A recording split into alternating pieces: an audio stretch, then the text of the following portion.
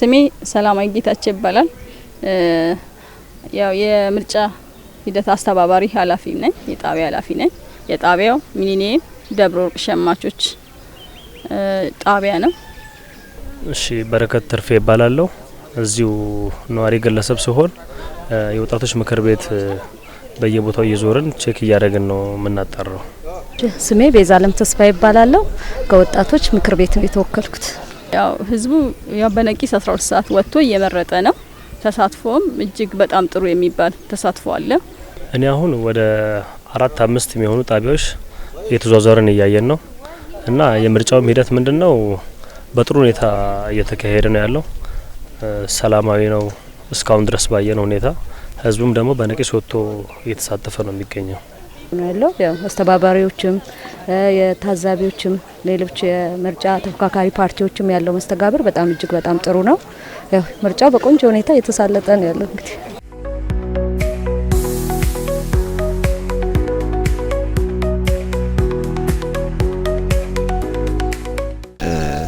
ጌታቸው ረጋሳ እባላለሁኝ። የደብረ ወርቅ መንደር ነዋሪ ነኝ። ፊልሞን ይባላለው፣ ፊልሙን ሲባ ይባላለው። እዚህ አካባቢ ነኝ ያለሁት። ቤታችን ይሄ ነው። የአካባቢው ህብረተሰብ በንቃት ወጥቶ ድምጹን እየሰጠ ያለበትን ነው የተገነዘብኩት። እጅግ በጣም ጥሩና አርኪ ነው።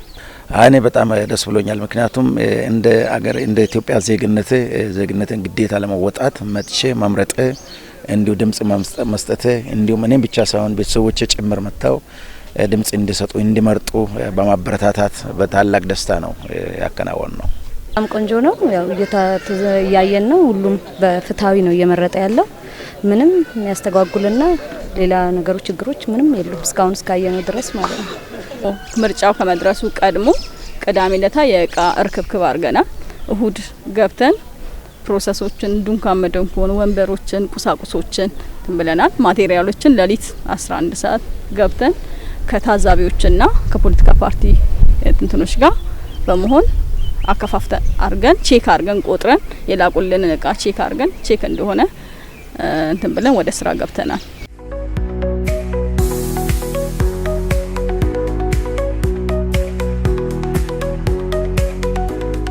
ደስ የሚል ያው በስርዓት ያው መርጠን ወደ ቤታችን እየተመለስን ነው። በጣም ደስ የሚል ነው።